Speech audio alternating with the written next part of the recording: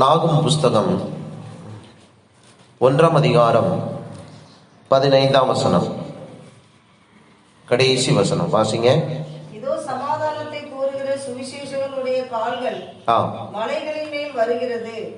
யூதாவே, உன் பண்டிகைகளை ஆசரி, உன் பொருத்தனைகளை செலுத்து. துஷ்டன் இனி உன் வழியாய் கடந்து வருவதில்லை, அவன் முழுவதும் சங்கரிக்கப்பட்டான். கர்த்தருடைய பரிசுத்த நாமம் மகிமைப்படுவதாக. இந்த வசனம் மிக விசேஷமான ஒரு வசனம். தேவ நாமம் மகிமைப்படுவதாக. இதில் எழுதப்பட்டிருக்கிறது, சமாதானத்தை கூறுகிற சுவிசேஷகனுடைய கால்கள் மலைகளின் மேல் வருகிறது. யூதாவே, உன் பண்டிகைகளை ஆசரி, உன் பொருத்தனைகளை செலுத்து. துஷ்டன் இனி உன் வழியாய் கடந்து வருவது இல்லை, அவன் முழுவதும் சங்கரிக்கப்பட்டான். அல்லேலூயா. கர்த்தருடைய பரிசுத்த நாமம் மகிமைப்படுவதாக. அருமையான தேவனுடைய பிள்ளைகளே, இன்றைக்கு கர்த்தராகிய தேவன் நம்மோடு பொருத்தனையை செலுத்து என்று கர்த்தர் என்ன செய்கிறார், பேசும்படியாக வருகிறார். தேவ நாமத்திற்கு மகிமையுண்டாவதாக. அநேக காரியங்கள் சொல்லப்பட்டிருக்கிறது. ஆனால் பொருத்தனையை செலுத்து, உன் பொருத்தனைகளை செலுத்து என்று நாம் என்ன செய்கிறோம், வாசிக்கிறோம். அப்படி செலுத்தினால் பிற்பகுதியில வாசிக்கிறோம், துஷ்டன் இனி உன் வழியாய் கடந்து வருவதில்லை. பொருத்தனைகளை செலுத்தும் பொழுது துஷ்டன் உன் வழியாய் கடந்து வர மாட்டான். அது மாத்திரமல்லாமல் அவன் சங்கரிக்கப்பட்டவனாக காணப்படுவான். தேவ நாமத்திற்கு மகிமையுண்டாவதாக. பொருத்தனை என்பது தேவனுடைய பிள்ளைகளுடைய வாழ்க்கையில் மிக முக்கியமானதாக தேவனாகிய கர்த்தர் கருதுகிறார். அருமையான தேவனுடைய பிள்ளைகளே, பொருத்தனை என்பது ஒரு நேர்ந்து கொள்ளுகிற ஒரு அர்த்தமாக அது காணப்படுகிறது. நாம் உலகத்திலே வாழும் பொழுது, நாம் ரட்சிக்கப்படுவதற்கு முன்பாக நம்முடைய வாழ்க்கையிலே நாம் நேம்சம் என்று சொல்லி பல காரியங்களிலே ஒவ்வொரு கோயில்களிலும் நாம் போய் நேம்சங்களை நாம் செலுத்தி இருக்கிறோம். நேர்ந்து கொண்டு நான் என்ன செய்கிறேன், இந்த மாதத்திலே இந்த தேதியிலே நான் உன்னுடைய சன்னிதானத்திற்கு வந்து நான் இந்த நேம்சத்தை செலுத்துகிறேன். சிலர் கடாக்களை செலுத்துவார்கள், சிலர் பணங்களை செலுத்துவார்கள், சிலர் என்ன செய்வார்கள், தங்களுடைய உடம்புல இருக்கிற தலையில் இருக்கிற அந்த முடியை செலுத்துவார்கள். இப்படி பல காரியங்களை செலுத்துவார்கள். தேங்காய் பழம் செலுத்துவார்கள், நகைகளை செலுத்துகிறவர்கள் உண்டு. இப்படி பல காரியங்களை என்ன செய்வார்கள், செலுத்துவார்கள். அவர்களுடைய திராணிக்கு ஏற்றவாறு அவர்கள் இந்த பொருத்தனையை என்ன செய்வார்கள், செய்து கொள்வார்கள். ஆனால் நாம் தேவன் நமக்கு தெளிவாக சொல்லியிருக்கிறார். என்ன சொல்லியிருக்கிறார் தெரியுமா? தேவ பிள்ளைகளாகிய ரட்சிக்கப்பட்டவர்களாகிய நாம் தேவனுக்கு நாம் பொருத்தனை பண்ணும் பொழுது அங்கே என்ன நடக்கிறது? துஷ்டன் இனி உன் வழியா என்ன செய்ய மாட்டான், கடந்து வருவதில்லை. துஷ்டன் வருவதில்லை. பொருத்தனைகளை செலுத்தும் பொழுது தேவ பிள்ளைகள் பொருத்தனை பண்ண வேண்டும். பொருத்தனை செய்து அந்த பொருத்தனையை நாம் தேவனுக்கு நாம் என்ன செய்யணும், செலுத்துகிறவர்களாக இருக்கும் பொழுது துஷ்டன் உங்களுடைய வாழ்க்கையில போராடுகிற சில வல்லமைகள் இருக்கும். உங்களுடைய ஆசீர்வாதத்தை தடை செய்கிற வல்லமைகள் இருக்கும். உங்களை எப்பொழுதும் தொல்லை பண்ணுகிற வல்லமைகள் காணப்படும். இந்த உலகத்திலே ஐயோ, இந்த காரியத்திலிருந்து எனக்கு ஒரு விடுதலை கிடைத்தால் போதும் என்கிற ஒரு நிலைமையிலே நாம் என்ன செய்வோம், காணப்படுவோம். அருமையான தேவனுடைய பிள்ளைகளே, அந்த நிலைமை நம்மை விட்டு மாற வேண்டும் என்று சொன்னால் கர்த்தர் என்ன சொல்லுகிறார்? பொருத்தனை செலுத்து. அப்படி நீ பொருத்தனை செலுத்தினால் துஷ்டன் உன் வழியா என்ன செய்ய மாட்டான், வரமாட்டான், கடந்து வரமாட்டான். அவன் முழுவதும் என்ன செய்யப்படுவான், சங்கரிக்கப்படுவான். சில காரியங்களுக்கு ஒரு முடிவை உண்டு பண்ண வேண்டும் என்று சொன்னால், ஒரு பிரச்சனைகளுக்கு, ஒரு வியாதிக்கு, ஒரு துன்பத்திற்கு, ஒரு கஷ்டத்திற்கு ஒரு முடிவை உண்டு பண்ண வேண்டும். இந்த காரியம் என்னுடைய வீட்டுக்குள்ள இருக்கக்கூடாது, இந்த பிரச்சனை என் சரீரத்தில் இருக்கக்கூடாது அப்படி சொல்லி நம்முடைய வாழ்க்கையில நாம் நினைக்கும் பொழுது ஆண்டவரை நோக்கி, ஆண்டவராகிய இயேசு கிறிஸ்துவை நோக்கி நாம் என்ன செய்யணும், பொருத்தனை பண்ணணும். ஆண்டவரே, இது எனக்கு செய்யுங்க, நான் இந்த பொருத்தனையின் மூலமாக இந்த துஷ்டனை நான் ஜெயிக்க போகிறேன், நீர் அந்த வல்லமைகளை சங்கரிப்பீர் என்று நான் விசுவாசித்து, இந்த வல்லமைகள் என் குடும்பத்தை விட்டு விலகி போய்விடும் என்று சொல்லி நான் விசுவாசித்து பொருத்தனை செய்கிறேன். ஆண்டவரே, நீர் எனக்கு இதை செய்தால் நான் உமக்கென்று படைப்பேன், செய்வேன் என்று சொல்லி நாம் பொருத்தனை செய்ய வேண்டியது அவசியமாக இருக்கிறது. தேவ நாமத்திற்கு மகிமை உண்டாவதாக. பொருத்தனை செய்யாமல் தெய்வ பிள்ளைகள் என்ன செய்யக்கூடாது, இருக்கக்கூடாது. பொருத்தனையினாலே அநேக ஆசீர்வாதங்களை நாம் பெற்றுக்கொள்ள முடியும். பொருத்தனை என்றால் என்னன்னு தெரியுதா? நேர்ந்து கொள்வது. நாம் இயேசுவின் இடத்திலே நாம் நேர்ந்து கொள்வது. ஏசப்பா, நீங்க எனக்கு இதை செஞ்சீங்கன்னா நான் உமக்கு இதை நான் செய்கிறேன் என்று சொல்லி நாம் என்ன செய்ய வேண்டும்? ஆண்டவரிடத்திலே நாம் பொருத்தனை பண்ணுகிறவர்களாக நாம் காணப்பட வேண்டும். அப்படி நாம் பொருத்தனை பண்ணும் பொழுது கர்த்தர் சொல்கிறார், துஷ்டனை காண மாட்டாய். துஷ்டனை கர்த்தர் என்ன செய்வார்? அழித்து போடுவார், சங்கரித்து போடுவார். துஷ்ட வல்லமைகள் உன் குடும்பத்தை விட்டு வெளியே போய்விடும். துஷ்ட வல்லமை என்று கர்த்தர் சொல்லுகிறார். அது என்ன வல்லமை? துஷ்ட வல்லமை. நம்முடைய வாழ்க்கையில நமக்கு தெரியாம பல பிரச்சனைகளை அது உண்டு பண்ணி கொண்டிருக்கும், பல வேதனைகளை உண்டு பண்ணும், நம்முடைய வருமானத்தை தடை செய்யும், நம்முடைய கையின் பிரயாசங்களை தடை செய்து விடும். சில நேரங்களில் நைட்டு தூங்க முடியாம கஷ்டப்படுவாங்க, ஏன்னே தெரியாது. எதுக்கு தூங்க முடியாம கஷ்டப்படுறாங்கன்னே தெரியாது. அருமையான தேவனுடைய பிள்ளைகள், அதெல்லாம் துஷ்ட வல்லமைகள். சில நேரங்களிலே மனது குழப்பத்தோடு இருக்கும், அது துஷ்ட வல்லமை. அப்போ இதிலே சிலர் துவண்டு கொண்டு இருப்பார்களே தவிர, நம்முடைய வாழ்க்கையிலே பொருத்தனையினால் நாம் இதை ஜெயிக்க முடியும் என்கிற அந்த வார்த்தை இயேசு கிறிஸ்து நமக்கு சொல்லி இருக்கிறார். நம்முடைய தேவனாகிய கர்த்தர் நமக்கு இதை சொல்லி வைத்திருக்கிறார். அருமையான தேவனுடைய பிள்ளைகளே, உன் பொருத்தனைகளை செலுத்து. துஷ்டன் இனி உன் வழியா என்ன செய்ய மாட்டான்? கடந்து வருவதில்லை. அவன் முழுவதும் என்ன செய்யப்படுவான்? சங்கரிக்கப்படுவான். அருமையான தேவனுடைய பிள்ளைகளே, முழுவதும் அந்த வல்லமையை கர்த்தர் அழித்து விடுவார். எப்பொழுது?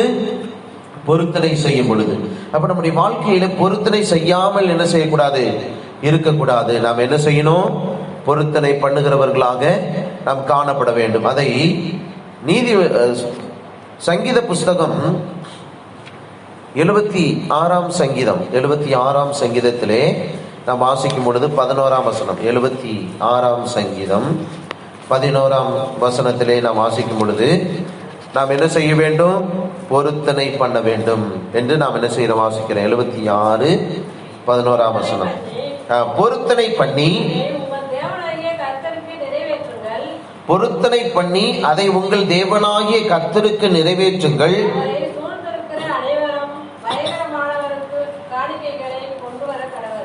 போதும். தேவ நாமத்திற்கு மகிமை உண்டாவதாக. பொருத்தனை பண்ணி அதை உங்கள் தேவனாகிய கர்த்தருக்கு என்ன செய்யுங்கள்? நிறைவேற்றுங்கள். தேவ நாமம் மகிமைப்படுவதாக. பொருத்தனை, தேவ பிள்ளைகள் பொருத்தனை செய்ய வேண்டும். பொருத்தனை செய்வதனால் துஷ்ட வல்லமைகள் அழிகிறது. அதனால்தான் பொருத்தனை பண்ணி அதை உங்கள் தேவனாகிய கர்த்தருக்கு என்ன செய்யுங்கள்? நிறைவேற்றுங்கள். அப்ப தேவ பிள்ளைகள் பொருத்தனையினாலே பல வல்லமைகளை நாம் ஜெயிக்க முடியும். நம்முடைய குடும்பத்தோடு போராடுகிற வல்லமைகளை நாம் ஜெயிக்க முடியும். நம்முடைய எல்லைகளிலே போராடுகிற வல்லமைகளை ஜெயிக்க முடியும். நம்முடைய சரீரத்தோடு வியாதி என்று சொல்லி பல பலவீனங்களை உண்டு பண்ணுகிற அந்த வல்லமைகளை நாம் ஜெயிக்க முடியும். அப்ப தேவ பிள்ளைகள் பொருத்தனை என்கிற அந்த காரியத்தை மறந்து விடக்கூடாது. பொருத்தனை செய்கிறவர்களாக நாம் என்ன செய்ய வேண்டும்? காணப்பட வேண்டும். பொருத்தனையை பண்ணி அதை நாம் என்ன செய்ய வேண்டுமா? செலுத்த வேண்டும். அப்போ துஷ்டனை நீ என்ன செய்ய மாட்ட? காண மாட்ட. கர்த்தர் என்ன செய்வாரு? அதை சங்கரித்து போடுவார். அதை சங்கரிப்பேன் என்று என்ன செய்கிறார்? கர்த்தர் சொல்லுகிறார். துஷ்ட வல்லமைகள் உடனே என்ன செய்யப்படும்? சங்கரிக்கப்படும். அப்ப தேவ பிள்ளைகள் துஷ்ட வல்லமைகளை ஜெயிப்பதற்கு, நம்முடைய வாழ்க்கையில போராடுகிற வல்லமைகளை ஜெயிப்பதற்கு நாம் என்ன செய்ய வேண்டும்? பொருத்தனை செலுத்த வேண்டும். தேவ நாமத்திற்கு மகிமை உண்டாவதாக. சங்கீதம் 66ஆம் சங்கீதத்திலே நாம் வாசிக்கும் பொழுது 14ஆம் வசனம், 66:14, என் இக்கட்டில் நான்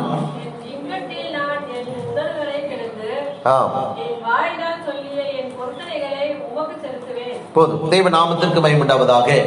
இக்கட்டிலே, நம்முடைய வாழ்க்கையில பல இக்கட்டான நேரம், அந்த இக்கட்டு நேரம் வரும் பொழுது நாம் என்ன செய்ய வேண்டுமா? பொருத்தனை செலுத்தணும். என்ன செய்யணும்? பொருத்தனைகளை நாம் செலுத்த வேண்டும். என் இக்கட்டில் நான் என் உதடுகளை திறந்து என் வாயினால் சொல்லிய என் பொருத்தனைகளை உமக்கு செலுத்துவேன். அப்ப இக்கட்டு நேரம் எங்க பார்த்தாலும் வழி இல்லை, வழி அடைக்கப்பட்டு இருக்கு. ஒரு காரியத்திற்காக பிரயாசப்படும் பொழுது அங்க தடையாக இருக்கிறது. எதை செய்தாலும் அங்கு ஒரு தடைகள் காணப்படுகிறது. ஒன்று மனிதர்களுடைய தடையாக இருக்கும், அல்லது நம்ம போற காரியம் வாய்க்காமல் காணப்படும். அப்ப நம்ம என்ன செய்ய வேண்டுமா? இக்கட்டுல மாட்டிக்கொண்டு இருப்போம். எனக்கு ரொம்ப ஒரு இக்கட்டுங்க, என்ன செய்யறதுனே தெரியல அப்படி நம்ம சொல்லுவோம். அநேகர் என்னிடத்துல வந்து சொல்லுவாங்க, நான் இப்ப ரொம்ப இக்கட்டான நிலைமையில இருக்கேன், எனக்கு என்ன செய்யறதுன்னு தெரியல. அருமையான தேவனுடைய பிள்ளைகளே, அந்த நேரத்தில் நாம் என்ன செய்ய வேண்டுமா? இக்கட்டு நேரத்துல உன் வாயை, உன் உதடுகளை திறந்து உன் வாயினால் என்ன செய்? பொருத்தனை செய்யணும். அந்த பொருத்தனையை நீ என்ன செய்ய வேண்டும்? செலுத்து. அப்ப தேவனிடத்திலே நாம் இக்கட்டு நேரத்திலே பொருத்தனை செய்ய வேண்டும். நாம் உதடுகளினாலும் நம்முடைய வாயினாலும் சொல்லிய அந்த பொருத்தனையை நாம் நிறைவேற்றுகிற ஒரு தேவ பிள்ளைகளாக நாம் காணப்பட வேண்டும். தெய்வ நாமத்திற்கு மகிமை உண்டாவதாக. அருமையான தேவனுடைய பிள்ளைகளே, அதனால் பொருத்தனை என்பது நம்முடைய வாழ்க்கையில அநேக ஜெயத்தை உண்டு பண்ணக்கூடியது. நம்முடைய இக்கட்டுகளை மாற்றக்கூடிய ஒரு வேலை தான் இந்த பொருத்தனை வேலை.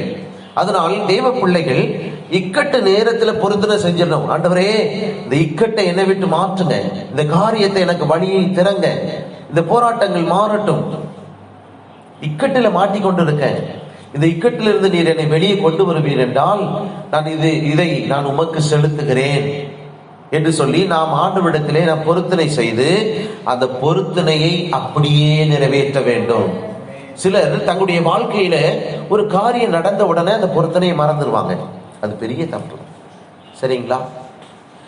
பொருத்தனையை மறப்பது பாவம். பொருத்தனை செய்ததை மறப்பது பாவமாக கர்த்தர் என்ன செய்கிறார்? எண்ணுகிறார். சரிங்களா?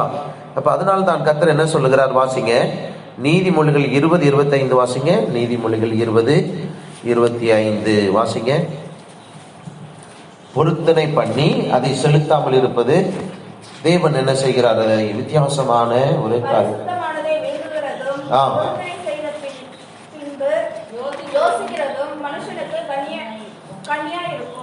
கனியா இல்ல, கண்ணியா இருக்கும். தேவநாமத்துக்கு தெளிவா நிறுத்தி வாசிங்க.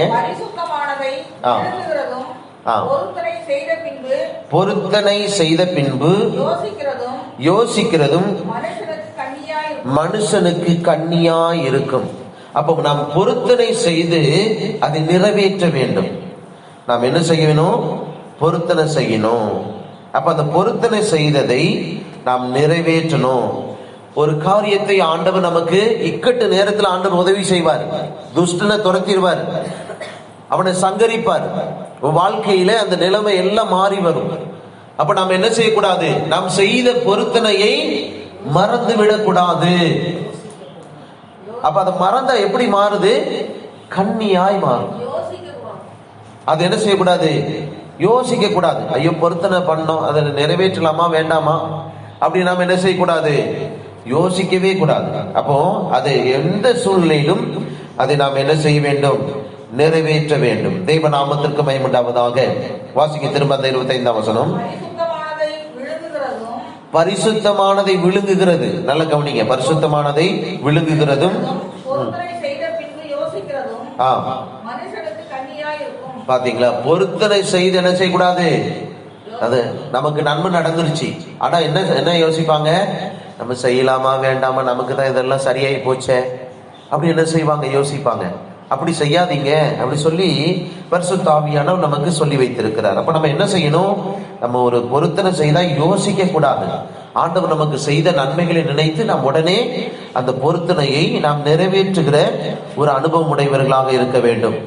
அப்ப நம்ம அதை செய்யாவிட்டால், யோசித்தோம் என்றால் இதை செய்யணுமா, ஏசப்பா கேட்கிறாரா அப்படி சொல்லி நாம யோசித்தோம் என்றால், நம்முடைய ஞானம் அது. அப்படி நம்ம யோசித்தோம் என்றால் அதை தேவன் எப்படி மாற்றுகிறார்? யோசிக்கிற காரியத்தை நமக்கு கண்ணியாய் மாற்றி விடுவார். அப்படித்தானே எழுதியிருக்கு. பாத்தீங்களா? அப்போ மனுஷனுக்கு அது கண்ணியாய் இருக்கும். யோசிக்கிறது மனுஷனுக்கு கண்ணியாய் மாறிவிடும். அப்ப தேவன் இக்கட்டிலிருந்து விடுதலை ஆக்கினத நம்ம மறந்துருவோம்.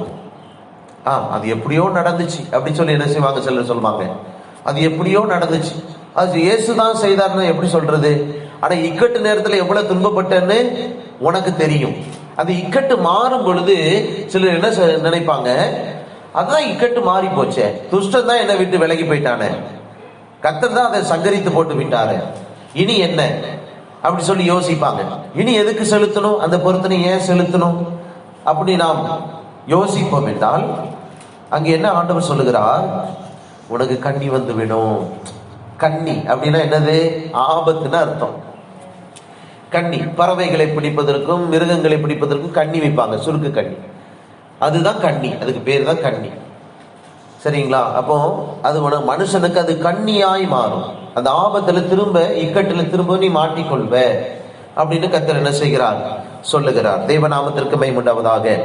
அதனால் நாம் செய்த அந்த பொருத்தனையை வாசிங்க. பிரசங்கி 5ஆம் அதிகாரம், பிரசங்கி 5ஆம் அதிகாரம் 4ஆம் வசனம், 5:4. நீ தேவனுக்கு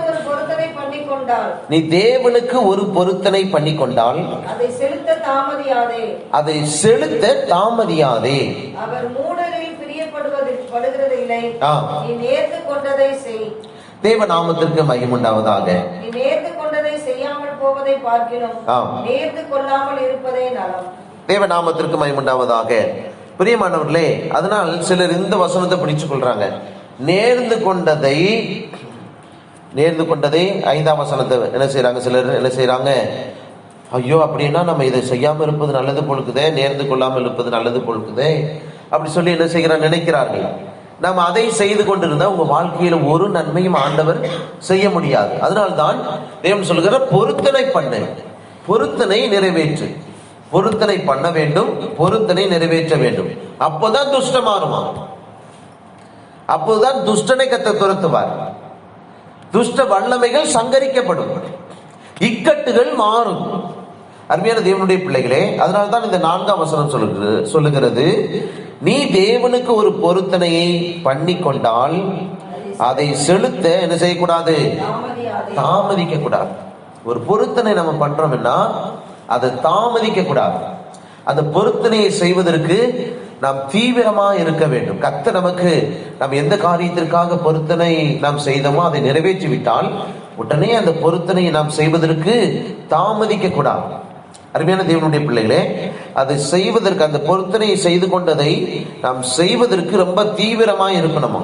கர்த்தர் சொல்லுகிறார், தாமதம் பண்ணாத, அதை செலுத்த தாமதியாதே. அவர் மூடரில் என்ன செய்வதில்லை, பிரியப்படுவதில்லை. அப்ப கர்த்தர் எப்படி பார்க்கிறாரு, பொருத்தனை பண்ணவங்களை எப்படி பார்க்கிறாரு, ஒரு மூடனை போல கர்த்தர் பார்க்கிறார். அப்போ நீ நேர்ந்து கொண்டதை செய். நீ நேர்ந்து கொண்டதை என்ன செய்யணும், கண்டிப்பா செய்யணும். அதை நம்ம விட்டு விடக்கூடாது. அப்போ அதை செய்யலன்னா அவங்களை பார்த்து என்ன சொல்றாரு, மூடன் அப்படின்னு சொல்றாரு. தேவநாமத்திற்கு மகிமை உண்டாவதாக. நம்முடைய வாழ்க்கையில் நாம் அதை நம்முடைய வாழ்க்கையில் நாம் செய்கிறதான ஒரு அனுபவத்தை நாம் என்ன செய்யணும், பெற்றுக்கொள்ள வேண்டும். நம்முடைய வாழ்க்கையில பொருத்தனையினாலே துஷ்டனை ஜெயிக்க முடியும். சொல்லுங்க, துஷ்டனை பொருத்தனையினாலே நான் ஜெயிப்பேன். என் இக்கட்டு மாறுவதற்கு பொருத்தனை செய்தேன். நம்முடைய வாழ்க்கையில கண்களை மூடி, ஆண்டவரே என் வாழ்க்கையிலே நான் ஏதாவது பொருத்தனை செய்திருப்பேன் என்றால் அதை நான் செய்வதற்கு தாமதிக்க கூடாது. ஆண்டவரே அதை சீக்கிரமாய் செய்வதற்கு உதவி செய்யும். உடைய வாழ்க்கையில் ஆண்டவர் செய்திருப்பார், இந்த காரியங்களை மாற்றி இருப்பார், துன்பங்களை மாற்றி இருப்பார், வியாதியை மாற்றி இருப்பார், பலவிதமான இக்கட்டான நிலைமை உங்களுடைய வாழ்க்கையில மாறி இருக்கும். ஆனா நம்ம என்ன செய்வோம், இன்னும் கொஞ்ச நாள் கழிச்சு அதை செலுத்தலாங்கும் போது நம்ம மறந்து விடுவோம். அதனால்தான் ஆண்டவர் சொல்லுகிறார், நீ மூடன். அப்போ வாழ்க்கையில ஆண்டவர் செய்த நன்மைகளை உடனே நாம் நினைத்து என்ன செய்யணும், நம்முடைய வாழ்க்கையில் அந்த பொருத்தனையை நிறைவேற்றுகிற அனுபவம் உடையவர்களாக நாம் காணப்பட வேண்டும். பொருத்தனை செய்யாமல் என்ன செய்யக்கூடாது, இருக்கக்கூடாது. பொருத்தனை செய்யாம இருந்தீங்கன்னா என்ன நடக்கும், துஷ்டம் இருப்பான், வீட்டுக்குள்ள தீமை இருக்கும், வீட்டுக்குள்ள போராட்டம் இருக்கும், குடும்பத்துக்குள்ள ஏதாவது ஒரு பிரச்சனை வந்துட்டே இருக்கும். வியாதி இருக்கும், கர்த்தர் சங்கரிக்க முடியாத பல சூழ்நிலைகள் அந்த வீட்டுக்குள்ள இருக்கும். அப்ப தேவ பிள்ளைகள் என்ன செய்யணும்? பொருத்தனையினால அதை ஜெயிக்க முடியும். ஆண்டவரே, இது பெரிய ஒரு தொந்தரவா இருக்கு, என்ன செய்யறதுனே தெரியல அப்படி சிலர் சொல்லுவாங்க. அப்ப அதுக்கு தான் ஆண்டவர் சொல்றாரு, ஒரு பொருத்தனை பண்ணு. நீ ஒரு பொருத்தனை பண்ணினா தேவன் அதை விலக்கி போக பண்ணி விடுவார், அதை சங்கரிப்பார், அது நிர்மூலமாக்கப்படும். என் குடும்பத்துக்குள்ள திடீர்னு என் பிள்ளைங்களுக்கு எப்படி வருது, என் குடும்பத்துக்குள்ள என் கணவனார் திடீர்னு எப்படி மாறிடுறார். அப்ப அதை நம்ம ஜெயிப்பதற்கு, அந்த வல்லமைகளை கர்த்தர் சங்கரிப்பதற்கு பொருத்தனை அவசியம் என்று கர்த்தர் சொல்லுகிறார். பொருத்தனை பண்ணின 2 மனிதர்களை நாம் என்ன செய்ய வேண்டும்? பார்க்க வேண்டும். தேவநாமத்திற்கு மகிமை உண்டாவதாக. ஆதியாகமம் புஸ்தகம் 28ஆம் அதிகாரம் 22ஆம் வசனத்திலே யாக்கோப்பு தேவனை நோக்கி பொருத்தனை செய்தான். ஆதியாகமம் 28ஆம் அதிகாரம் 22ஆம் வசனம். 28, 22. ஆம்.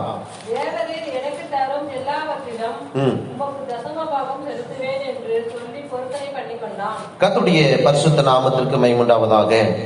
நான் தூணாக நிறுத்தின இந்த கல் தேவனுக்கு வீடாகும். தேவரீர் எனக்கு எல்லாவற்றிலும் உமக்கு என்ன செய்வேன்? தசம பாகம் செலுத்துவேன் என்று சொல்லி பொருத்தனை பண்ணி கொண்டான்.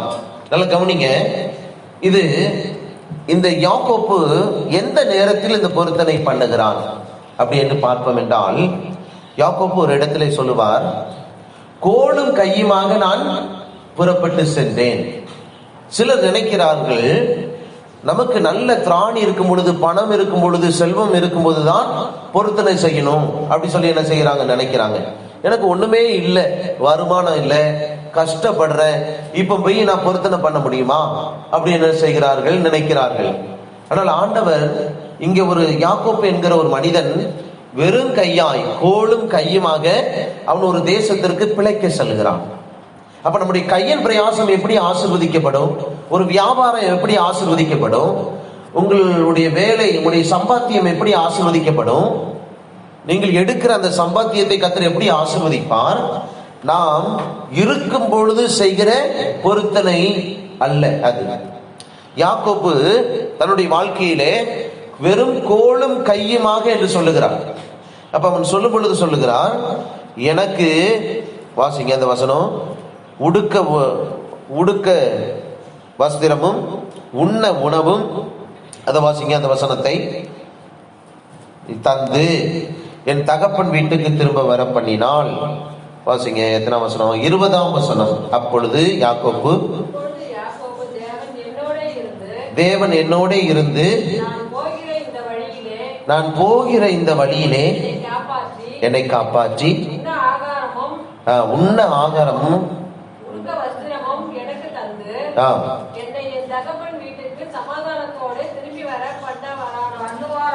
பண்ணுவாரானால் நான் தூணாக நிறுத்தின இந்த கல் தேவனுக்கு வீடாகும். தேவரீர் எனக்கு தரும் எல்லாவற்றிலும் உமக்கு தசம பாகம் செலுத்துவேன் என்று சொல்லி பொருத்தனை பண்ணி கொண்டான். என்ன கேட்கிறான் தெரியுமா? என்ன கேட்டான்?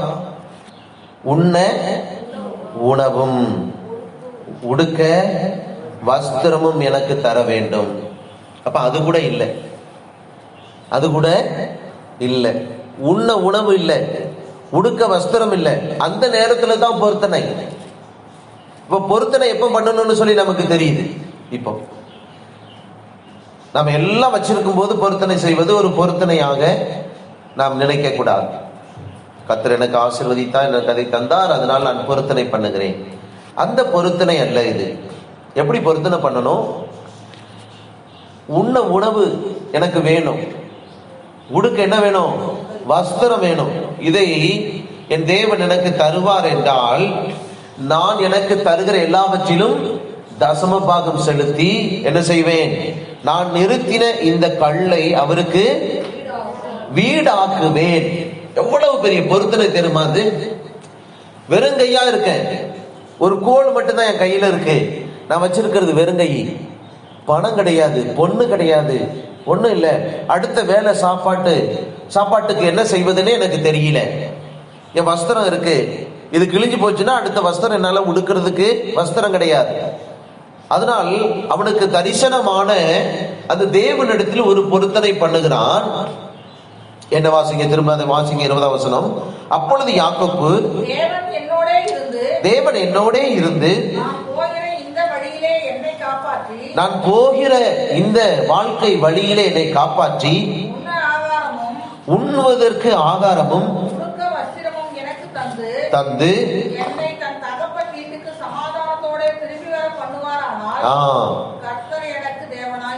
கர்த்தர் எனக்கு தேவனாய் இருப்பார். 22 வாசிங்க, சேர்த்து வாசிக்க. நான் தூணாக நிறுத்தின இந்த கல் தேவனுக்கு வீடாகும்.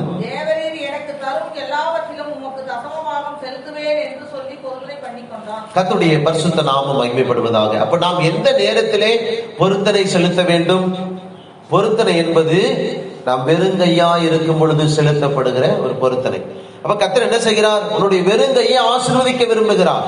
உன்னுடைய வெறுங்கை ஆசீர்வாதமாய் மாறும்.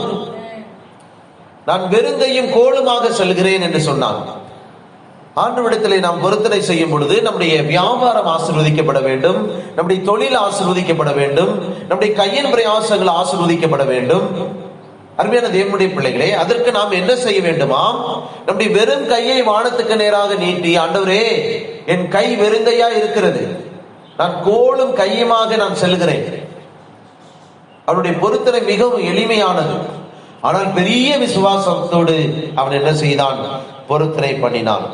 என்னை நீர் ஆசீர்வதித்து நான் சுகமாய் என்னுடைய வாழ்க்கையிலே சம்பாதித்து ஒரு பெரிய ஆசீர்வதிக்கப்பட்ட ஒரு மனுஷனாய் நான் இருப்பேன் என்று சொன்னால் நான் என்ன செய்வேன்? ஒரு பெரிய பொருத்தனை பண்ணுகிறேன். என்ன பொருத்தனை அது? உமக்கு ஒரு வீட்டை கட்டுவேன், உமக்கு ஒரு சபையை கட்டுவேன், ஒரு ஆலயத்தை கட்டுவேன், எனக்கு உண்டான எல்லாவற்றிலும் நான் என்ன செய்வேன்? உமக்கு தசம பாகம் செலுத்துவேன். தேவநாமத்திற்கு மகிமை உண்டாவதாக. இதை சொல்லுகிற அந்த வேலை வெறுங்கை. பிரியமானவர்களே, கர்த்தர் என்ன செய்தார்? கோடும் கையுமாக வெறுங்கையாய் போனவனை கர்த்தர் ஆசீர்வதித்தான். அவன் பிழைத்த இடம் ஆசீர்வாதமாய் மாறினது.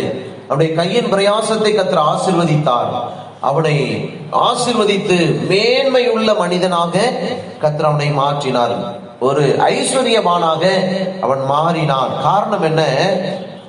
தேவன் அந்த பொருத்தனையை நினைத்தார். தேவன் அந்த பொருத்தனையை மறக்கவில்லை. அந்த பொருத்தனையை கர்த்தர் ஏற்றுக்கொண்டார். நிச்சயமாக இந்த மனுஷன் அந்த பொருத்தனையை செலுத்துவான் என்கிற ஒரு பெரிய நம்பிக்கை தேவனுக்கு இருந்தது. அதனால்தான் ஆதியாகம புஸ்தகம் 31ஆம் அதிகாரம் 13ஆம் வசனத்தை வாசிங்க. அங்க அவர் அது ஞாபகப்படுத்துகிறார் பாருங்க. 31:13 தேவனாகிய கர்த்தர் அதை ஞாபகப்படுத்துகிறார். ஒருத்தர் வாசிங்க. அபிஷேகம் செய்து எனக்கு ஒரு பொருத்தனை பண்ணின பெத்லேலிலே உனக்கு தரிசனமான தேவன் நானே. இப்பொழுது நீ எழுந்து இந்த தேசத்தை விட்டு புறப்பட்டு உன் இடத்தார் இருக்கிற தேசத்திற்கு திரும்பி போ என்று சொன்னார் என்றார். கர்த்தருடைய பரிசுத்த நாமம் மகிமைப்படுவதாக. மேல உள்ள அந்த வசனத்தை மட்டும் நாம் கவனிப்போம். நீ தூணாக அபிஷேகம் செய்து எனக்கு ஒரு பொருத்தனை பண்ணின பெத்தேலே உனக்கு தரிசனமான தேவன் நானே. ஏன் ஆண்டவர் வேற காரியங்களை சொல்லியிருக்கலாமே? நான் ஆபிரகாமின் தேவன், நான் ஈசாக்கின் தேவன், உனக்கு தரிசனமானவன் என்று என்ன செய்திருக்கலாம், சொல்லியிருக்கலாம். ஆனால் கர்த்தர் அங்க சொல்லுவதை பாருங்க. நீ பொருத்தனை பண்ணி ஒரு கல்லை அபிஷேகம் பண்ணி நிறுத்தினியே, அங்க நான் உனக்கு தரிசனமானனே, அந்த தேவன் நான் தான். எங்க கரெக்டா சொல்லுகிறார் பாருங்க. நீ தூணாக அபிஷேகம் செய்து எனக்கு ஒரு பொருத்தனை பண்ணின பெத்தேலிலே உனக்கு தரிசனமான தேவன் நானே. அப்ப பொருத்தனையை கர்த்தர் மறப்பதில்லை. பொருத்தனையை கர்த்தர் நிறைவேற்ற அவர் வாஞ்சிக்கிறார். இது எந்த நேரம்? அவன் ஆசீர்வதிக்கப்பட்ட ஒரு நேரம். அதனால் கர்த்தர் என்ன சொன்னார் அவனிடத்திலே? நீ என்ன செய்யலாம்? உன்னுடைய தகப்பன் வீட்டுக்கு நீ இப்ப ஆசீர்வாதமா இருக்க, உன் தகப்பன் வீட்டுக்கு போ. அப்ப அவன் என்ன செய்கிறான் பாருங்க. தேவனாகிய கர்த்தர் என்ன செய்கிறார் என்று நான் பார்க்கும் பொழுது, அவர் இவன் கோலும் கையுமாக வெறும் கையாக இருக்கும் பொழுது செய்த அந்த பொருத்தனையை நிறைவேற்றுவதிலே தேவன் என்ன செய்தார்? அவனுக்கு செய்ய வேண்டிய எல்லாவற்றையும் செய்தார். வாழ்க்கையில் ஆசீர்வதிக்கப்படுவதற்கு அவனுக்கு உணவு மட்டும் கொடுக்கல, நல்ல வஸ்திரம் கொடுத்தார், நல்ல சம்பாத்தியத்தை கொடுத்தார், நல்ல வருமானத்தை கொடுத்தார்.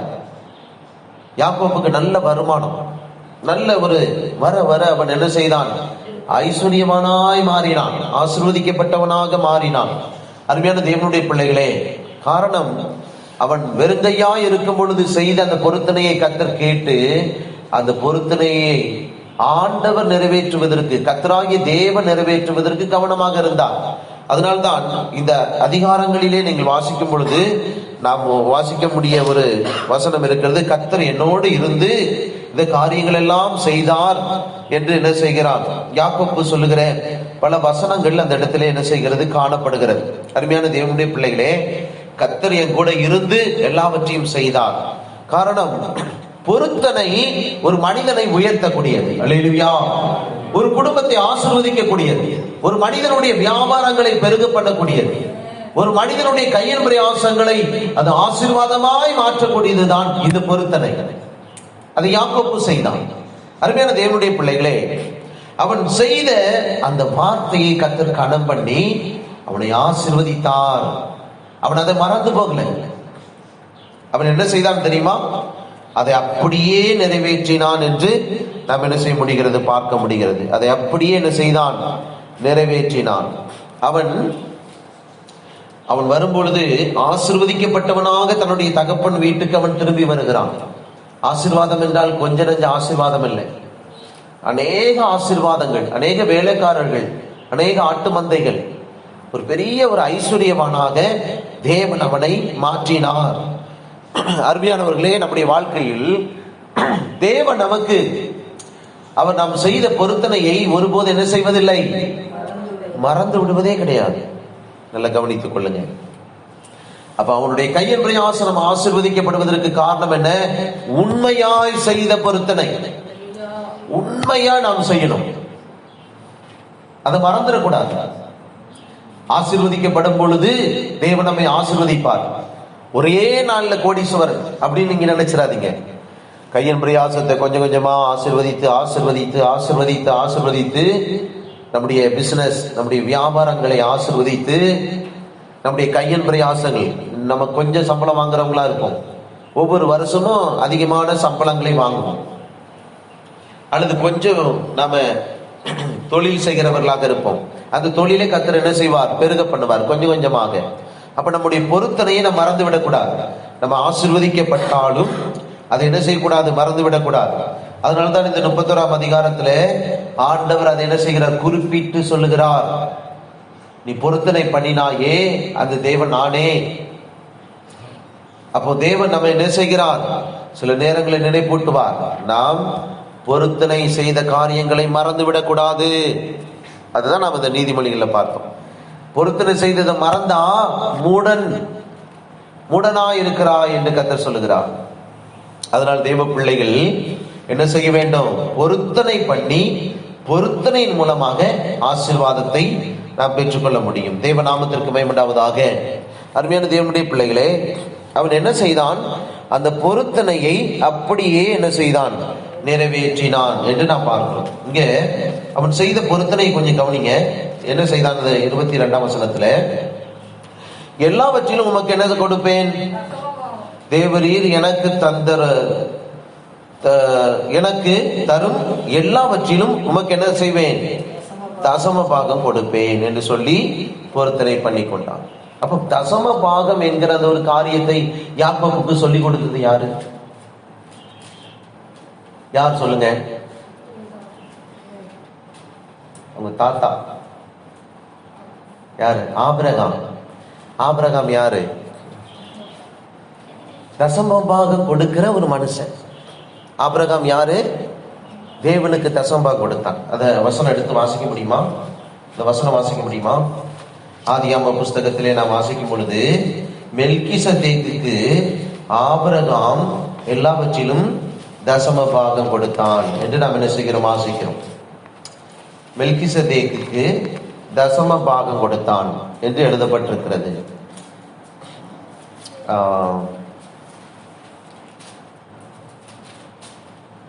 அருமையான தேவனுடைய பிள்ளைகளே, அப்போ ஒரு ஆபிரகாம் என்கிற அந்த தாத்தாவினுடைய அந்த ஒரு ஆசீர்வாதம், அந்த ஒரு எண்ணம் கர்த்தர் அந்த பேரனுக்குள்ள கொண்டு வராரு, யாக்கோப்புக்குள்ள என்ன செய்யறாரு, கொண்டு வராரு. அப்போ நம்முடைய வாழ்க்கையில இந்த தசம பாகத்தின் மூலமாக நாம் ஆசீர்வதிக்கப்படுவோம் என்கிற ஒரு சிந்தை நமக்கு இருக்க வேண்டும். எப்ப நம்ம தசமமாக கொடுக்கணும், எப்ப நம்ம கொடுக்கணும் சொல்லுங்க? வெறுங்கையா இருக்கும்போது. கஷ்டப்பட்டு உழைக்கிறீங்களா? அந்த உழைப்புல இருந்து நீங்க என்ன செய்ய வேண்டும், நான் கஷ்டப்பட்டு உழைப்பேன் இயேசுவே, அந்த தசம பாகத்தை உடைய சமூகத்தில் கொண்டு வந்து படைக்கிறேன். அதனால்தான் நாம் என்ன சொல்லுகிறோம், நீங்க தசம பாகம் என்று சொன்னால் அதை தசம பாகம் என்று சொல்லி படையுங்கள். காணிக்கை என்று சொன்னால் காணிக்கை என்று சொல்லி தேவ சமூகத்தில் வந்து அதை நாம் படைக்க வேண்டும். அருமையான தேவனுடைய பிள்ளைகளே, அதை வாங்குகிறவர்கள் ஊழியக்காரர்களாக இருக்கலாம், ஆனால் நாம் செலுத்துவது தேவனுக்கு என்று செலுத்துகிறோம். நம்முடைய கஷ்டப்பட்டு உழைக்கிற அந்த பணத்துல நாம் தசம பாகம் என்று சொல்லி ஆண்டவருக்கு நாம் கொடுக்க வேண்டியது அவசியம். ஒன்றும் இல்லை கையில, ஆனால் என்ன செய்கிறான், தசம பாகம் கொடுத்தான். எடுத்துட்டீங்களா அந்த வசனம்? ஆதியாகம புஸ்தகத்துல ஆதியாகம புஸ்தகம் 14ஆம் அதிகாரம் 18ஆம் வசனம். ஆதியாகம புஸ்தகம் எடுங்க. அன்றியும் தேவனுடைய ஆசாரியனாய் இருந்த சாலேமின் ராஜாவாகிய மெல்கிசேதேக்குக்கு அப்பமும் திராட்சரசமும் கொண்டு வந்து அவனை ஆசீர்வதித்து, வானத்தையும் பூமியும் உடையவராகிய உன்னதமான தேவனுடைய ஆசீர்வாதம் ஆபிரகாமுக்கு உண்டாவதாக கொடுத்தான். வாசிங்க கீழே வசனம். உன் சத்துருக்களை உன் கையில் ஒப்பு கொடுத்த உன்னதமான தேவனுக்கு ஸ்தோத்திரம் என்று சொன்னான். இவனுக்கு ஆபிரகாம் எல்லாவற்றிலும் தசம பாகம் கொடுத்தான். பாத்தீங்களா? அப்ப எங்க இருந்து வந்தது? ஆபிரகாமின் இடத்திலிருந்து யாக்கோப்புக்கு வந்தது. அவன் என்ன செய்தான்? எல்லாவற்றிலும் தேவனுக்கு தசம பாகம் கொடுத்தான். அதை தான் எபிரேயர் புஸ்தகத்துல வாசிக்கிறோம். இப்ப வாசிங்க எபிரேயர் 7ஆம் அதிகாரம் 9ஆம் வசனம். அன்றியும் மெல்கிசேதேக்கு ஆபிரகாமுக்கு எதிர்கொண்டு போன போது லேவியன் அவன் தன் தகப்பனுடைய அறையில் இருந்தபடியால் அவனும் தசம பாகம் கொடுத்தான். தசம பாகம் வாங்குகிற அவனும் ஆபிரகாமின் மூலமாய் தசம பாகம் கொடுத்தான் என்று சொல்லலாம். தேவநாமத்திற்கு மகிமை உண்டாவதாக. அப்ப ஆபிரகாமின் இடத்திலிருந்துதான் இந்த தசம பாகம் என்கிற அந்த ஒரு காரியத்தை யாக்கோப்புக்குள்ளே கர்த்தர் என்ன செய்கிறார், கொண்டு வருகிறார். இப்போ யாக்கோப்பு எங்க இருந்தான்? அப்பொழுது ஆபிரகாமுக்குள் இருந்தான். இந்த எபிரேயர் புஸ்தகத்திலே வாசிக்கும் பொழுது லேவி தேவனுக்கு தசமபாகம் கொடுத்தான் என்று நாம் வாசிக்கிறோம் அல்லவா? அப்ப அந்த லேவி எங்க இருந்தான் என்று எழுதப்பட்டிருக்கிறது? ஆபிரகாமுடைய அறையில் இருந்தான் என்று எழுதப்பட்டிருக்கிறது. அப்ப தேவ பிள்ளைகள் நம்முடைய வாழ்க்கையிலே எனக்கு ஒன்றும் இல்லை, நான் ரொம்ப கஷ்டப்படுறேன், நான் எப்படி கடவுளுக்கு நான் செய்வது அப்படி சொல்லி நாம் நினைத்தோம் என்றால் அதே நிலைமையில் நாம் இருப்போம். நம்முடைய வாழ்க்கையில ஒரு ஆசீர்வாதம் என்பது பெருகுவதே இல்லை, பெறவும் முடியாது. நம்முடைய வாழ்க்கையில் நாம் கஷ்டத்தின் மத்தியிலே தேவனுக்கு என்ன செய்ய வேண்டும், செய்ய வேண்டிய அந்த காரியங்களை நாம் செய்ய வேண்டும். பொருத்தனை பண்ணி நம்முடைய கஷ்டத்தின் மத்தியிலே நாம் பொருத்தனை பண்ணின இந்த காரியங்களை நாம் செய்கிறவர்களாக இருக்க வேண்டும். கஷ்டத்தின் மத்தியிலே கஷ்டப்பட்டு உழைச்சேன் ஆண்டவரே, நான் கஷ்டப்பட்டு 10 ரூபா உழைச்சிருக்கேன், அதுல 1 ரூபா உமக்கு என்ன செய்கிறேன், தசம்பாகமாய் நான் கொடுக்கிறேன் ஆண்டவரே. கஷ்டப்பட்டு உழைத்த இந்த பணத்துல ஒரு 1 ரூபா உமக்கு தசம பாகம், ஒரு 1 ரூபா உமக்கு காணிக்கை, தேவனுக்கென்று நாம் படைக்கிறோம் என்கிற ஒரு சிந்தை இருக்க வேண்டும் நமக்கு. கர்த்தருடைய பலிபீடத்தில் அதை நான் வைக்கிறேன், ஊழியக்காரர் இடத்துல கொடுக்கிறேன் என்கிற அந்த அனுபவம் இருக்கக்கூடாது. தேவன் நாம் கொடுக்கிற அந்த 10 ரூபாவை கர்த்தர் ஆசீர்வதித்து அங்கீகரிக்கிறார். நம்முடைய கையின் பிரயாசங்களை ஆசீர்வதிக்கிறார். நாம் படிப்படியாக ஆசீர்வதிக்கப்பட்டவர்களாக நாம் மாறி நம்முடைய வியாபாரங்கள் பெருகும், நம்முடைய கையின் பிரயாசங்கள் பெருகும், நம்முடைய சம்பள உயர்வுகள் பெருகும். அருமையான தேவனுடைய பிள்ளைகளே, அந்த நேரத்திலே நாம் தேவனை என்ன செய்யக்கூடாது? வஞ்சிக்க கூடாது.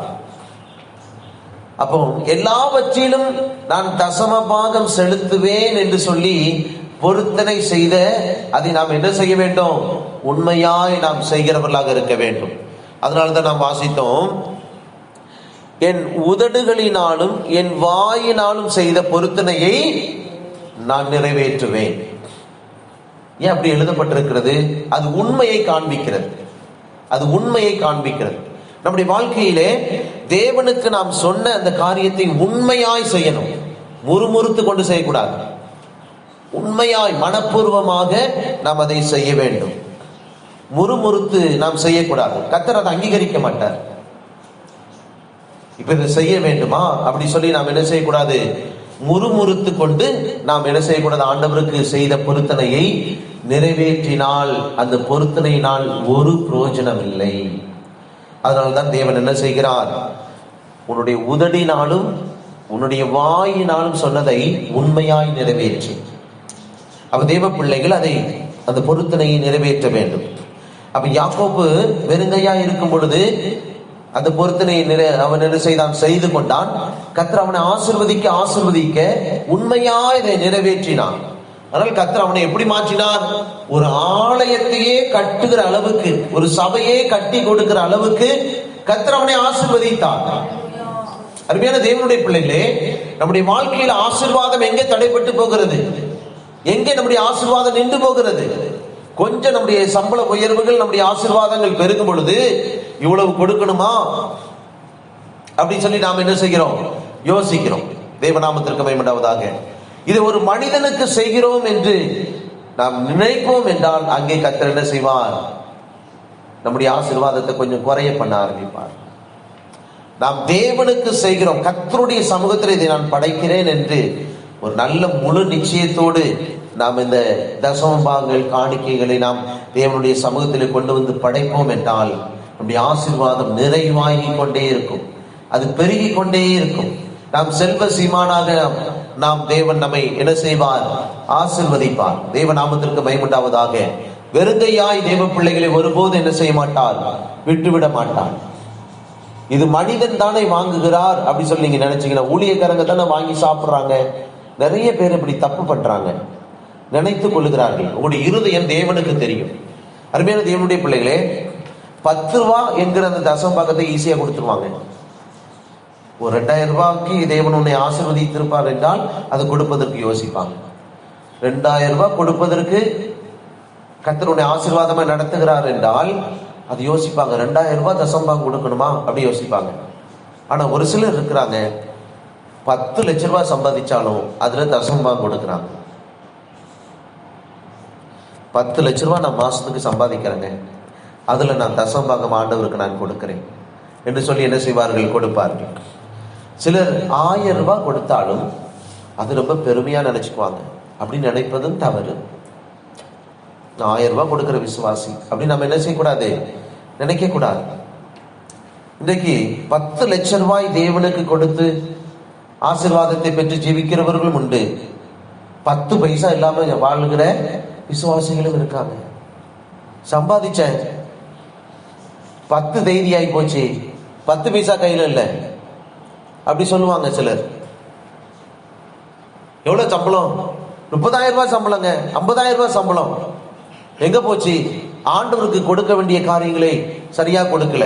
எங்க போச்சு? எல்லாம் இமெயில், எல்லாம் கடன் வாங்கி வச்சிருக்கேன், லோன் வாங்கி வச்சிருக்கேன், கரெக்டா லோன் வாங்கி வச்சிருக்கேன். 2ஆம் தேதி ஆச்சுன்னு சொன்னா அந்த பணத்தை எல்லாம் எப்ப 28ஆம் தேதி சம்பளம் விழுதோ 2ஆம் தேதி எல்லாம் அந்த லோனு இந்த லோனு இந்த லோனு எல்லாம் போயிடும். ஆண்டவருக்கு கொடுக்க தசமா கொடுக்கணும், எங்க 10 பைசா இல்ல பாஸ்டர் அப்படி சொல்லுகிறதான விசுவாசிகளும் என்ன செய்கிறார்கள்? காணப்படுகிறார்கள். அருமையான தேவனுடைய பிள்ளைகளே, ஆசீர்வாதம் எங்கிருந்து வரும்? எப்படி ஆசீர்வதிக்கப்படுவார்கள்? அப்ப நம்முடைய வாழ்க்கையில் உண்மையாய் இருந்து ஆசீர்வதிக்கப்படுகிறவர்கள் உண்டு. உதடினால் உண்மையாய் சொன்ன, வாயினால் உண்மையாய் சொன்ன அந்த பொருத்தனையை நிறைவேற்றுகிறவர்கள் உண்டு. அவர்களை தேவன் என்ன செய்வதில்லை, குறைந்து போக விடுவதில்லை. சிலர் சொல்லுவாங்க, ஆண்டவர் என்ன இப்படியே நடத்தினா போதும் அப்படி சொல்லி என்ன செய்கிறாங்க நினைக்கிறாங்க. என்ன கிடைக்குது? உடுக்க வஸ்திரமும் உண்ண உணவும் என்று என்ன செய்கிறார்கள் நினைக்கிறார்கள். இது கிடைச்சா போதும், இது எல்லாருக்கும் கிடைக்கும். காரணம், ஆகாயத்து பறவைகளை கர்த்தர் என்ன செய்கிறார்? போஷிக்கிறார், காப்பாற்றுகிறார். ஒவ்வொரு நாளும் செடி கொடிகளுக்கு நல்ல வண்ண வண்ணமான அவைகளுக்கு தேவையானவைகளை உடுத்து விற்கிறார். அவைகள் ஒவ்வொரு நாளும் ஒவ்வொரு விதத்திலே பூக்கிறது, ஒவ்வொரு விதங்களிலே தன்னுடைய உடலை அது வெளிப்படுத்துகிறது பச்சையாக. ஆகாயத்து பறவைகளுக்கும் புல்லுகளுக்கும் இந்த உலகத்திலே காணப்படுகிற சகல சிருஷ்டிகளையும் தேவன் இவ்விதமாய் உடுத்துவித்தால் என்று எழுதப்பட்டிருக்கிறதே. நாம் அந்த நிலைமையில் இருக்கக்கூடாது. அருமையான தேவனுடைய பிள்ளைகளே, நாம் வெறுங்கையாய் இருக்கும் பொழுது நாம் பொருத்தனை செய்த அந்த பொருத்தனையை உண்மையாய் நிறைவேற்ற வேண்டும். தேவன் நம்மை ஆசீர்வதிக்கும் பொழுது 10,000 ரூபாய் கொடுக்க யோசிக்க கூடாது. அப்படி யோசிச்சுன்னா கர்த்தர் யோசிப்பார். கர்த்தர் என்ன செய்வார்? யோசிப்பார். 1 ரூபாய் கொடுக்கறதுக்குலாம் சிலர் ஈஸியா கொடுத்துருவாங்க. ஆனா ஆசீர்வாதத்திலே பெருகி ஒரு 10,000 ரூபாய் தசம்பாகம் கொடுக்கணும்னா அதை யோசிப்பாங்க. நான் ஊழியத்தினுடைய ஆரம்ப காலத்துல ஒரு இடத்துல நான் ஊழியம் செய்து கொண்டு இருக்கும் பொழுது, அங்கே செந்தில்னு சொல்லிட்டு ஒருத்தர் வெடிமருந்து ஃபேக்டரி அதுல வேலை செஞ்சு ரிட்டையர்ட் ஆகிறார். அப்ப வேலை செஞ்சு ரிட்டையர்ட் ஆகும் பொழுது அவருக்கு நிறைய லட்சக்கணக்கில் பணம் வருது. இப்ப இந்த பணத்துல தசம்பாகம் கொடுக்கணும். அவர் என்ன பண்ணுகிறார் தெரியுமா? அவருடைய ஞானத்தை பயன்படுத்துகிறார். எப்படின்னா, 10 ரூபாய் நோட்டு, அது எப்படி தெரியும்? நல்ல பெரிய கட்டா தெரியும் இல்லையா? பெரிய பெரிய கட்டு அப்படி தெரியும். அது இருக்கிறது 1000 ரூபாய் தான். ஆனா ஒரு 3 கட்டு எடுத்துட்டு வர்றாரு. 10 ரூபாய் நோட்டு, 10 ரூபாய் நோட்டு கட்டி கட்டி வச்சிருக்கான். அப்பெல்லாம் கட்டு தான். அந்த ஒரு 3 கட்டு லட்சக்கணக்கில் ரிட்டையர்ட் பண்ண வந்திருக்கு. ஆனா அந்த 10 ரூபாய் நோட்டை மட்டும் அவர் என்ன செய்யறாரு? பெருசா தூக்கிட்டு வர்றாரு. அதை கொண்டு வந்து என்ன செய்யறாரு? ஐயா தசம பாகம் அப்படி கொடுக்கிறாரு. என்னை ஏமாத்துறது இல்லை, கர்த்தரை ஏமாத்துறது. சரிங்களா? அப்ப நான் அதை பார்த்தோன்னே ஏமாந்துருவேன் அப்படின்னு நினைக்கிறார். அதையும் நாங்கள் என்ன செய்வோம்னா சந்தோஷமாய் வாங்கி என்ன செய்வோம்? ஜெபம் பண்ணி, ஆண்டவரே இவர்களை ஆசீர்வதியும் அப்படின்னு நாங்கள் என்ன செய்வோம்? சொல்லுவோம். எனக்கு தெரிஞ்ச ஒரு பிரதர் இருந்தார். அவர் என்ன பண்ணுவார் தெரியுமா? அதே சபையில கவர்மெண்ட் உத்தியோகம், தன்னுடைய சம்பாத்தியத்தை, தன்னுடைய சம்பளத்தை அப்போ கையில் தான் கொடுப்பாங்க. அதை வாங்கி அப்படியே கொண்டு வருவார். பின்னு போட்டிருப்பாங்க அதில். அந்த பணத்தை அப்படியே கொண்டு வந்து என் கையில் கொடுப்பார். முழு சம்பாத்தியத்தை என்னுடைய கையில் கொடுத்து, பாஸ்டர் ஜெபம் பண்ணுங்க. ஜெபம் பண்ணின உடனே அங்கே என் முன்னாடியே என்ன செய்வார்? தசம்பாகத்தை எண்ணுவார். அந்த பின் எடுத்துட்டு தசம்பாகத்தை எண்ணி, இந்த தசம்பாகத்தை பாஸ்டர் தசம்பாகம் அப்படி என்ன செய்வார்? கொடுப்பார். அவங்க ஆசீர்வதிக்கப்படுவாங்களா? அல்லது 10 ரூபா கொடுத்து ஏமாத்திடலாம் அப்படின்னு நினைக்கிறவங்க அவங்க ஆசீர்வதிக்கப்படுவாங்களா? இப்போ நம்முடைய வாழ்க்கையில நிறைய பேர் ஃபோன் பண்ணி சொல்லுவாங்க, பாஸ்டர் இவ்வளோ சம்பாதிக்கிறேன், 10 பைசா இல்லை, 10ஆம் தேதி வந்தது 10 பைசா இல்லை. ஆனால் சில குடும்பத்தில் ரொம்ப கஷ்டப்படுவாங்க. தசம்பாகத்தில் பொருத்தனை பண்ணினதில் உண்மையா இருப்பார்கள், ஒரு குறைவில்லாமல் கர்த்தர் நடத்துவார். ஆச்சரியமா இருக்கும். எப்படி அவங்களை நடத்துறாரு தெரியாது. எப்படி அவங்களுடைய வாழ்க்கை நடக்குது தெரியாது. அவங்க செய்யற காரியங்கள் எல்லாம் ஆண்டவர் வாய்க்க பண்ணுவார். ஆண்டவர் சொல்லி இருக்கிறார் இல்லையா, நீ செய்வதெல்லாம் வாய்க்கும். காரணம் என்ன? அவருடைய வாழ்க்கையில் தேவனுக்கு உண்மையாக இருக்கிறாங்க, கர்த்தருக்கு உண்மையாக இருக்காங்க. அவங்க செய்த பொருத்தனையில் உண்மையாக இருக்கிறார்கள், அவருடைய சம்பாத்தியத்தில் உண்மையாக இருக்கிறார்கள். அப்படி நாம் அந்த சம்பாத்தியத்தில் உண்மையாய் இருக்கும் பொழுது நம்முடைய ஆசீர்வாதங்கள் பெருகும். இன்னைக்கு நம்ம கொடுக்கிற அந்த காணிக்கை தசம பாகம் உண்மையாய் இருக்கும் பொழுது நாம் தேவனுக்கென்று செலுத்துகிறோம், கர்த்தருடைய ஊழியத்திற்கென்று செலுத்துகிறோம் என்கிற அந்த இருதயம், உண்மையான அந்த இருதயத்திலே நாம் செலுத்தும் பொழுது கர்த்தர் என்ன செய்கிறார்? அந்த இருதயத்தை பார்க்கிறார். அதை பார்த்து கர்த்தர் அவர்களை என்ன செய்கிறார்? ஆசீர்வதிக்க விரும்புகிறார். பிரியமானவர்களே, நாம் இதை மனிதர்களுடைய கையிலே கொடுக்கிறோம் என்று நாம் என்றைக்கு நினைக்கிறோமோ அன்றைக்கு நம்முடைய ஆசீர்வாதம் கொஞ்சம் கொஞ்சமாக மேலே ஏறுவதற்கு பதிலாக கீழே வடிய ஆரம்பிச்சிடும், குறைய ஆரம்பிக்கும். இன்னைக்கு கர்த்தருடைய பிள்ளைகள் செய்கிற தவறுகளை ஆண்டவர் இந்த நாளில் நமக்கு சொல்லுகிறார். நாம் என்ன செய்ய வேண்டும்? இப்படிப்பட்ட தவறுகளை செய்து குறைந்து போகிறவர்கள் அநேகர். ஆனால் உண்மையாயிருந்து நிறைவான ஆசீர்வாதத்தை பெற்றுக் கொள்ளுகிறவர்கள் உண்டு. அதனால் நல்ல ஒரு உதாரணம் யாக்கோபு. அவன் வெறுங்கையாய் இருக்கும் பொழுது தேவனிடத்திலே பொருத்தனை செய்கிறான். நான் எல்லாவற்றிலும் உமக்கு தசம்பாக செலுத்துவேன். அப்ப ஆசீர்வாதங்கள் பெருகும் பொழுது நாம் நம்முடைய உண்மையிலே உத்தமத்திலே உறுதியாக இருக்க வேண்டும். அருமையான தேவனுடைய பிள்ளைகளே, அப்படி நாம் இருக்கும் பொழுது நாம் தொடர்ந்து ஆசீர்வாதத்திலே மேன்மை உள்ளவர்களாக தேவன் நம்முடைய தலைகளை உயர்த்தி கொண்டே இருப்பார். நாம் ஒரு குறிப்பிட்ட ஒரு ஆசீர்வாதத்தை பெற்று நாம் அதோடு நின்றுவிடக் கூடாது. நம்முடைய வாழ்க்கையிலே நாம் ஆசீர்வதிக்கப்பட்டவர்களாக மாறிக்கொண்டே இருக்க வேண்டும். சிலர் செய்கிற தவறு என்ன? பொருத்தனை செய்து மறந்து விடுவார்கள். பொருத்தனையை செய்து அதை உதாசீனப்படுத்துவார்கள். இப்ப நான் அதை செய்யணுமா என்கிற ஒரு உதாசீனம். ஆனா எந்த சூழ்நிலையிலே நாம் அந்த பொருத்தனை செய்தோம்? இக்கட்டு நேரத்தில். அதனால்தான் சிலருடைய வாழ்க்கையிலே துஷ்டன் விலகி போகிறதே இல்லை, துஷ்டன் சங்கரிக்கப்படுவதே இல்லை. அவர்கள் சொல்லுகிற காரியம் என்ன? ஆண்டவருக்கு நான் அதை செய்தேன், இதை செய்தேன், ஆனாலும் என் குடும்பத்துக்குள்ள இவ்வளவு கஷ்டம்னு சொல்லுவாங்க. நாம் எந்த இடத்திலே தவறி நிற்கிறோம் என்பதை நாம் கவனிக்க வேண்டும். நாம் கொஞ்சம் ஜெபத்தில் உட்கார்ந்து நாம் பார்க்கணும், அருமையான தேவனுடைய பிள்ளைகளே. அதனால் ஆபிரகாம் சொன்ன அந்த காரியத்தை அவன் நிறைவேற்றினான். இது எங்கே இருந்தது? அவனுக்குள் வந்தது. யாக்கோபு அதை செய்தான், அதை நிறைவேற்றினான். அது எங்கிருந்து வந்தது? ஆபிரகாமின் இடத்திலிருந்து. அவன் எல்லாவற்றிலும் தசமாம் கொடுப்பேன் என்று பொருத்தனை செய்தது மாத்திரமல்ல, ஆபிரகாம் கொடுத்தான். அருமையான தேவனுடைய பிள்ளைகளே, அதனால் நம்முடைய வாழ்க்கையில் அந்த அனுபவங்களை நாம் என்ன செய்கிறோம்? பெற்றுக்கொள்கிறோம். நம்முடைய வாழ்க்கையில் பொருத்தனையின் மூலமாக நம் அநேக ஆசீர்வாதங்களை பெற்றுக்கொள்ள முடியும் என்று கர்த்தர் நம்மோடு என்ன செய்கிறார்? பேசுகிறார். தேவ நாமத்திற்கு மகிமையுண்டாவதாக. அதனால் மிக முக்கியமான ஒரு காரியம் நாம் நாகும் புஸ்தகத்திலே நாம் வாசித்தோம். துஷ்டன் நம்மை விட்டு விலக வேண்டும். துஷ்டன் என்ன செய்ய வேண்டும்? சங்கரிக்கப்பட வேண்டும். நம்முடைய வாழ்க்கையில் இருக்கிறதான அந்த வல்லமைகள் அழிக்கப்பட வேண்டும். அருமையான தேவனுடைய பிள்ளைகளை, உங்களுடைய வாழ்க்கையிலே தேவன் பேசின காரியங்களை நீங்கள் உணர்ந்து அதை சரிபடுத்திக் கொள்ள விரும்புங்கள். ஆண்டவரே, நான் இவைகளில் எல்லாம் தவறி இருக்கிறேன் என்று சொல்லி என்ன செய்ய வேண்டும்? உங்களை சரிபடுத்திக் கொள்ளுங்கள். நம்முடைய ஆசீர்வாதங்களுக்கு நாமே தடையாக என்ன செய்யக்கூடாது?